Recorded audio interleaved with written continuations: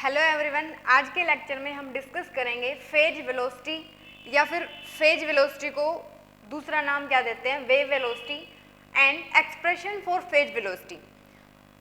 इससे पहले हम क्या डिस्कस कर चुके हैं, जो रेडिएशन है एज ए पार्टिकल भी बिहेव करती है एज ए वेव, लेकिन यहाँ पर अब हम क्या शुरू कर रहे हैं, जो भी क्वांटम मैकेनिक्स है, वैसे क्वांटम मैकेनिक्स जो है वो शुरू हो चुकी है, जिसमें हम ओल्ड क्वांटम थ्योरी कर चुके हैं, कुछ एक एक्सपेरिमेंट भी कर चुके हैं जिसमें वेव से रिलेटेड, पार्टिकल से रिलेटेड हम पढ़ चुके हैं।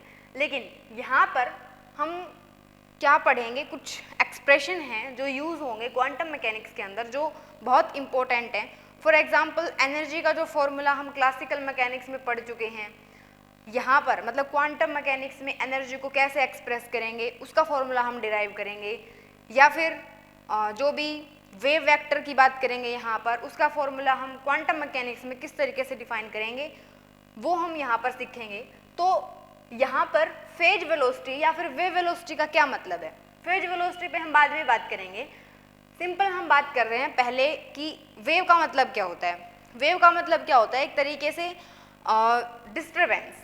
मतलब अगर हम पानी के अंदर कंकड़ फेंकेंगे तो उसमें क्या होगा, जो भी लहरें हैं वो बनेंगी, वो जो लहरें हैं उसको ही हम क्या बोलते हैं, वेव बोलते हैं। वहाँ पर क्या होता है, जैसे एक वेव है, दूसरी वेव जब बनेगी तो दोनों के बीच का जो एम्पलीट्यूड है वो क्या होता है, सेम होता है।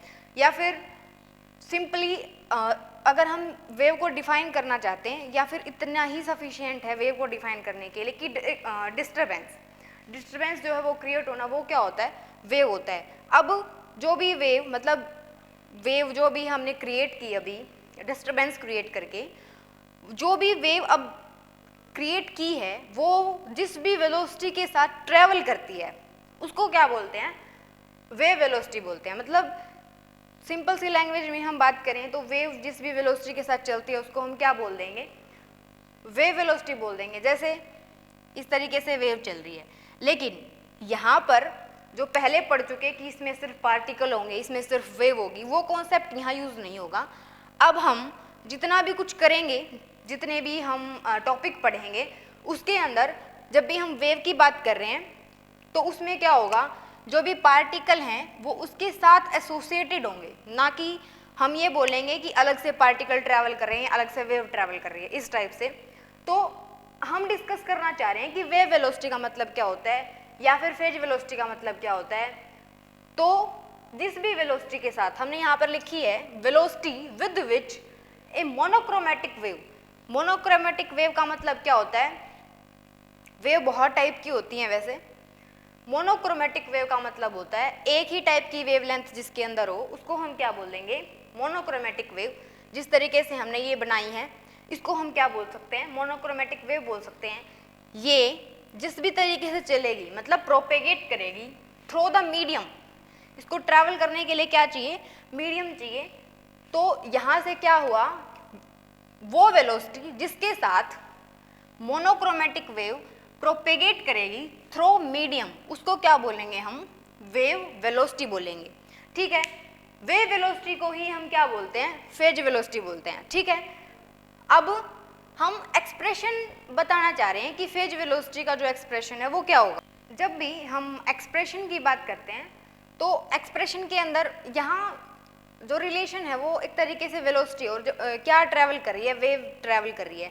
जब भी वेव ट्रैवल करती है तो हम ये बोलते हैं, मतलब यहाँ से जो भी कॉन्सेप्ट आएगा, जो भी एक्सप्रेशन आएगा वो रॉन्ग है एक तरीके से, लेकिन जो सही वाला एक्सप्रेशन है वो भी हम ड्राइव करेंगे। लेकिन यहाँ पर जो भी आएगा उसके अकॉर्डिंग, या फिर ये एक फैक्ट है, चाहे हम पार्टिकल की बात करें चाहे हम वेव की बात करें, वो किस तरीके से ट्रैवल करती है, मतलब कितनी स्पीड होती है उसकी, कितनी वेलोसिटी होती है उसकी। जितनी भी स्पीड ऑफ लाइट होती है उससे ग्रेटर नहीं हो सकती। जितनी भी लाइट की स्पीड होती है उस स्पीड से ज़्यादा कोई स्पीड हो ही नहीं सकती। तो यहाँ पर हम पहले एक्सप्रेशन डिराइव कर रहे हैं, किसका, फेज वेलोसिटी का। उससे जो भी रिजल्ट निकलेगा उसको हम एक बार कंक्लूड करेंगे, उसको एनालाइज करेंगे, देन हम आगे बढ़ेंगे कि क्या ऐसा ही है जो अभी हमने यहाँ पर एक ही वेव बनाई है, इसके अंदर पार्टिकल्स बनाए हैं, क्या सिर्फ इतना ही है, या फिर इससे फर्दर, या फिर जो भी हम पढ़ रहे हैं ये वो सही भी है या नहीं सही है। तो हमारा अल्टीमेटली टारगेट है first of all phase velocity को कैलकुलेट करने का। हमने क्या बोला है कि जिस भी वेलोसिटी के साथ वेव ट्रैवल कर रही है, मतलब एक तरीके से फिलहाल हम ये मान रहे हैं कि वो as a speed of light travel कर रही है। तो यहाँ से जब भी फेज वेलोसिटी की बात कर रहे हैं तो फेज वेलोसिटी के लिए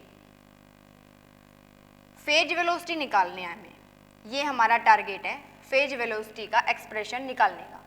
फेज वेलोसिटी हम डिफाइन कर चुके, या फिर वेव वेलोसिटी भी बोल सकते हैं उसको। हमारा टारगेट है फेज वेलोसिटी को निकालने का। कैसे निकालेंगे, हम क्या बोल रहे हैं, बुक में डायरेक्ट लिखा हुआ है हमारे पास कि ये वाला फॉर्मूला है, इसको उन्होंने डायरेक्ट लिखा है कि जो भी वेव जिस भी वेलोसिटी के साथ प्रोपेगेट करती है इस एक्सप्रेशन या फिर इस टाइप से उसका एक्सप्रेशन है। लेकिन ये कैसे लिखा उन्होंने, ये देखो क्या बोल रही है डेफिनेशन कि फेज वेलोसिटी मतलब एक तरीके से स्पीड ऑफ लाइट। ठीक है, यहाँ से हमने सिंपली बता दिया कि जो भी वेव है वो कैसे ट्रैवल करेगी as a speed of light. लेकिन जब भी फेज वेलोसिटी की बात कर रहे हैं तो एक और इम्पोर्टेंट पॉइंट है इसके अंदर जो हमें ध्यान रखना है। जब भी वेव ट्रैवल कर रही है, मतलब जैसे वेव बन रही है, तो जो भी क्या होगा, फेज होगा दो उसके बीच में, वेव के बीच में, या फिर इस तरीके से बना रहे हैं, जो भी फेज होगा वो क्या होगा, वो सेम होगा। इसलिए यहाँ पर हमने क्या लिखा है, फेज वेलोसिटी लिखा है वेव वेलोसिटी को। तो यहाँ से अगर हम लैम्डा को डिवाइड कर दें और लैम्डा को ही मल्टीप्लाई कर दें तो हमें पता है कि जो भी म्यू है मतलब फ्रीक्वेंसी है वो किसके बराबर होती है, c बाय लैम्डा के बराबर होती है। तो यहाँ से अगर हम c बाय लैम्डा की बात कर रहे हैं, फेज वेलोसिटी किसके बराबर होगी, c बाय लैम्डा को हम क्या लिखेंगे, म्यू लिखेंगे इनटू लैम्डा। अल्टीमेटली ये जो है वो डेफिनेशन से फॉर्मूला निकालना है हमने फेज वेलोसिटी का। ठीक है, अब हम क्या करेंगे, बिकॉज यहाँ पर हम बोल रहे हैं कि पार्टिकल भी एसोसिएटेड है वेव के साथ, इसका मतलब डी ब्रोगली हाइपोथेसिस हम यूज कर सकते हैं। तो यहाँ से डी ब्रोगली हाइपोथेसिस के अकॉर्डिंग हम क्या निकालना चाह रहे हैं, म्यू निकालना चाह रहे हैं। तो उनके अकॉर्डिंग जो भी एनर्जी है किसके बराबर होती है, यहाँ से जब भी हम लिखेंगे ये हम लास्ट में लिखेंगे। यहाँ से अगर हम जो भी वेव ट्रेवल कर रही है उसके अंदर जो पार्टिकल है उसकी एनर्जी को हम मान रहे हैं कि ई है। सपोज जो पार्टिकल है उसकी एनर्जी कितनी है, ई है। म्यू जो है वो फ्रीक्वेंसी है किसकी, वेव की। ठीक है, अगर ऐसा है, if particle has an energy E, mu is the frequency of wave, then तो ई जो है वो किसके बराबर होती है हमारी, एच म्यू के बराबर होती है। ये इक्वेशन क्या है हमारी, फर्स्ट है। सेकंड क्या है, हम किससे निकालेंगे, मास एनर्जी इक्विवेलेंस से निकालेंगे। एनर्जी जो है वो किसके बराबर होती है, फ्रॉम आइंस्टाइन इक्वेशन हम बोल सकते हैं mc स्क्वायर से। ये हमारी इक्वेशन कौन सी है, सेकंड है। अब यहाँ से अगर हम कंपेयर करें, सॉरी ये भी एनर्जी है हमारी, ये भी एनर्जी है, दोनों को इक्वल करेंगे, मतलब दोनों अगर लेफ्ट हैंड साइड बराबर है तो राइट भी बराबर होंगी। तो एच म्यू किसके बराबर होगा, mc स्क्वायर के बराबर होगा। यहाँ से अगर मैं म्यू निकाल लूँ, फ्रीक्वेंसी अगर निकाल लूँ, तो वो क्या निकलेगी, mc square divided by h। यहाँ से अगर हम म्यू की वैल्यू को यहाँ पुट कर देते हैं, क्योंकि अल्टीमेटली हमारा टारगेट क्या था, जो भी फेज वेलोसिटी है उसके लिए एक्सप्रेशन निकालना। अभी तक किया है वो सिंपल इतना ही किया है कि ठीक है वेव एसोसिएटेड है पार्टिकल के साथ, और जो भी वेव है वो इस तरीके से ट्रैवल कर रही है। ठीक है, यहाँ से ये सुपोजिशन है, जस्ट स्टार्टिंग की सुपोजिशन है जिसमें हमने सिर्फ फेज वेलोसिटी को डिफाइन किया है। इसके बाद हम क्या करना चाह रहे हैं, फेज वेलोसिटी को निकाल लेंगे। अब म्यू की वैल्यू को इसको इक्वेशन थर्ड देते हैं हम। इक्वेशन थर्ड को जब हम यहाँ पुट करते हैं तो फेज वेलोसिटी हमारी किसके बराबर आएगी, mc square into lambda divided by h। ठीक है, यहाँ से क्या है हमारे पास, mc square divided by h, ये म्यू की वैल्यू है, इंटू लैम्डा।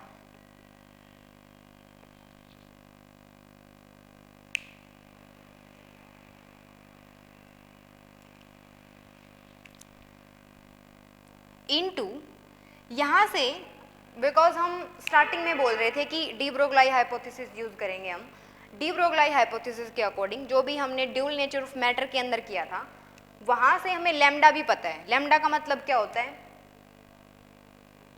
यहां लिखते हैं। लैम्डा का मतलब था h divided by p। h का मतलब वेवलेंथ ऑफ वेव, h जो है वो कांस्टेंट है, प्लैंक्स कांस्टेंट। p का मतलब क्या है, मोमेंटम। अगर जो पार्टिकल है उसकी वेलोसिटी अगर हम v मान रहे हैं, तो यहाँ से, और मास उसका m है, तो h किसके बराबर होता है, h बाय mv। तो यहाँ से h divided by mv, h से h कैंसिल हो गया, m से m कैंसिल हो गया, तो फेज वेलोसिटी किसके बराबर आ गई, c square divided by v। Okay, ये हमारे क्या है, फेज वेलोसिटी। यहाँ से रिजल्ट आ गया हमारा, क्योंकि टारगेट क्या था, फेज वेलोसिटी के लिए एक्सप्रेशन निकालना, वो हमने निकाल दिया। यहाँ पर सिर्फ दो ही बातें हमें ध्यान रखनी है। First one, de Broglie hypothesis को यूज करना है, एनर्जी के एक्सप्रेशन को यूज करना है। मतलब जो भी हमारे पास मैटर है, ऑलरेडी हम वो मैटर कर चुके, डिस्कस कर चुके कि कैसे आया है, सिर्फ वही यूज किया है, और वो यूज करके हमने फेज वेलोसिटी निकाल ली। अब ये फेज वेलोसिटी जो भी है, ये हमें क्या बता रही है, ये हमें ये बता रही है, यहाँ पे जो भी c है, c का मतलब है स्पीड ऑफ लाइट। अगर हम रिजल्ट को एनालाइज करें तो c का मतलब क्या है, स्पीड ऑफ लाइट। अब ध्यान से देखें, vp बराबर c square divided by v है। मतलब जो भी c की वैल्यू कितनी होती है, 3 इंटू 10⁸ इतनी होती है। अब उसका भी स्क्वायर है, और जो भी वेलोसिटी है पार्टिकल की वो माइनर c ही है यहाँ से। मतलब बिकॉज ऊपर वाली टर्म जो है वो स्क्वायर के अंदर है, तो डजेंट मैटर कि v कितना है, वहाँ पर नेग्लिजिबल है। तो इसका मतलब क्या हुआ कि जो भी वेलोसिटी है, vp वेलोसिटी, वो बहुत बहुत ग्रेटर है स्पीड ऑफ लाइट से। जो ये एक्सप्रेशन है, ये हमें ये शो कर रहा है, हमें डायरेक्ट दिख रहा है, बिकॉज c का स्क्वायर है, और जो c का स्क्वायर का मतलब है कि ये जो वैल्यू है वो हमारी क्या है, ज़्यादा है। अगर ये वैल्यू ज़्यादा है तो इसका मतलब है जो भी हमारी फेज वेलोसिटी है वो क्या है, ज़्यादा है। तो अगर vp ग्रेटर देन c हो गया, इसका मतलब है अगर फेज वेलोसिटी इतनी ज़्यादा होगी, वेव जो है वो इतनी फास्ट ट्रैवल करेगी कि जो भी हम ये बोल रहे थे कि पार्टिकल उसके साथ एसोसिएटेड हैं, जो ये पार्टिकल उसके साथ एसोसिएटेड हैं, अब वेव अगर इतनी जल्दी ट्रैवल करेगी, इतना फास्ट ट्रैवल करेगी, तो जो भी पार्टिकल था वो क्या रह जाएगा, पीछे रह जाएगा। लेकिन ये जो कॉन्सेप्ट है वो गलत है, क्योंकि हम जानते हैं जो भी पार्टिकल होते हैं वो वेव के साथ ट्रैवल करते हैं। तो यहाँ से जो भी हमने ये निकाला है, ये फॉर्मूला हम यूज़ कर सकते हैं। यहाँ से जो भी हमने अभी निकाला है, वो जो भी कॉन्सेप्ट है वो हमारा गलत है। ऐसा नहीं होता है कि एक वेव है उसके साथ मटेरियल पार्टिकल एसोसिएटेड हैं। हालांकि स्टार्टिंग में जब भी हम ड्यूल नेचर कर रहे थे हमने ऐसा बोला था, लेकिन इन एक्चुअल क्या होता है, ग्रुप होता है वेव का। ऐसा नहीं है कि सिर्फ एक ही वेव होती है और उसके साथ बहुत सारे पार्टिकल जो है एसोसिएटेड होते हैं, ऐसा नहीं होता है। पूरा का पूरा गुच्छा होता है वेव का, जो कि मटेरियल पार्टिकल के साथ ट्रैवल कर रहा होता है। वो जो कॉन्सेप्ट है, मतलब इस कॉन्सेप्ट के बाद, बिकॉज यहाँ से क्या पता चल रहा है हमें कि जो वीपी है वो बहुत बहुत ग्रेटर है सी से। इसका मतलब तो ये होगा कि जो भी वेव है उसकी स्पीड इतनी है, इतनी वेलोसिटी है उसकी कि जो पार्टिकल है वो तो पीछे ही रह जाएगा। लेकिन ऐसा नहीं होता है। तो इसके बाद का जो कॉन्सेप्ट आता है वो वेव पैकेट आता है। उसके बाद हम ये पढ़ेंगे कि वहाँ से हम कैसे एनर्जी का फॉर्मूला निकाल लेंगे, जो भी क्वांटम मैकेनिक्स के अंदर यूज़ होते हैं। तो आज के लिए हम डिस्कस कर चुके phase velocity, expression phase velocity का। इसके बाद हम डिस्कस करेंगे वेव पैकेट के बारे में नेक्स्ट लेक्चर में। Okay, thank you.